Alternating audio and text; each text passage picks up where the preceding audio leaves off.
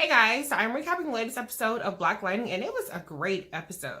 I'm personally here for Black women kicking ass. So I loved the fight scene with Anissa, aka Thunder, but we're gonna get to that later. But first, let's start off with Black Lightning. So this episode picks up where we left off, which is Black Lightning on the hunt for Looker and the Black Twin. So he's in the woods and he comes across these, I guess they must have been Purdy, hanging upside down from a tree. And I mean, it wasn't quite lynching because they weren't by their necks, but it gave me some lynching cheese. I don't even know if you could say lynching cheese, but it gave me some lynching cheese. But anyway, so Black Lightning, with all his powers, unfortunately, was no match for all of these super fast and being quadruple teamed by the Sanjay. So they captured Black Lightning, and I'm the only one who was thinking like, damn, how is Black Lightning exposed by the first white woman that he sees? So anyway, we find Jefferson stripped down to his underwear in the basement of Looker. And she goes into this like super, woe is me. Why can't I say I'm white and I'm proud? Tease. Black Lightning is good for the little commentary, a little shady commentary.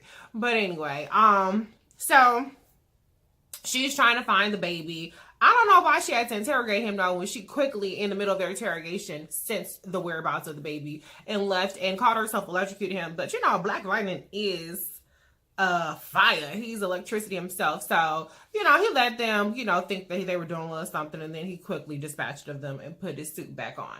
But once he's back out on the lookout for Looker, or returning back to Freeland with the black baby, he comes across an interesting discovery of a drone that he instantly recognizes as being Gambi's.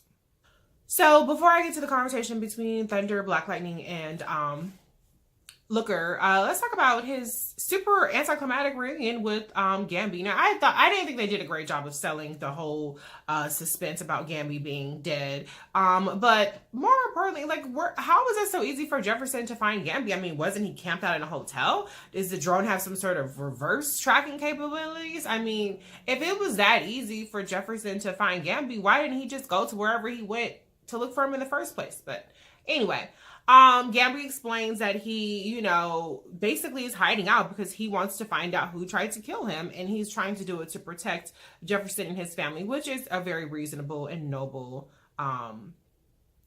sentiment from Gambi. But it was good for Jefferson, and I do wonder if he's going to tell his family that Gambi actually is alive. So Looker is on the lookout for the white twin. Poor little black twin, she didn't care nothing about. But she finds the white twin. They don't have names, so I'm not being, funny by calling them white twin, black twin. They don't have names yet on the show.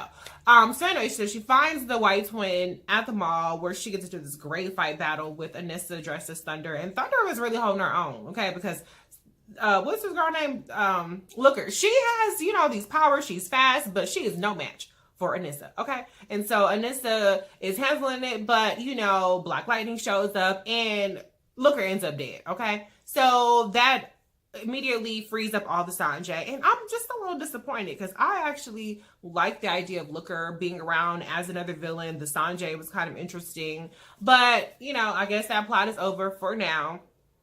The people are free, and, the twins are reunited, and I guess that's the last of South Freeland for now.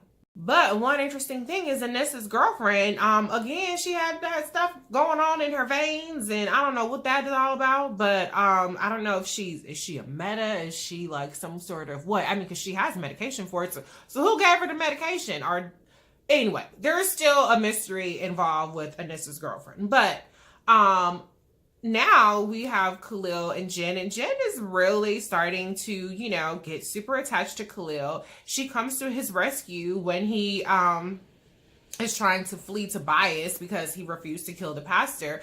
Now, one thing I thought was interesting though is, he's sitting up there hiding in underneath the stairwell behind trash cans 1 second, and then these two get together, they, have a little powwow, and they decide to run off together. And they're running off in a top-down convertible in the middle of Freeland. I thought you was just running, boo. How are you in a drop-top convertible? That don't make no goddamn sense.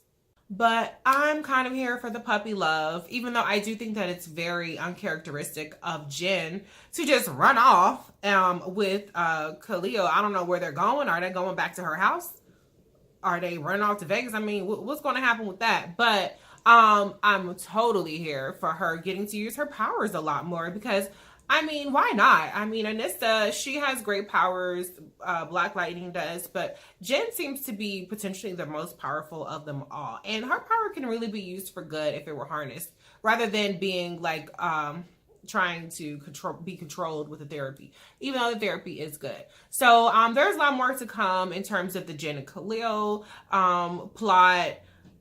There's still this big battle with Tobias. So I'm really feeling where Black Lightning is going. So stay tuned next week where I recap it all over again.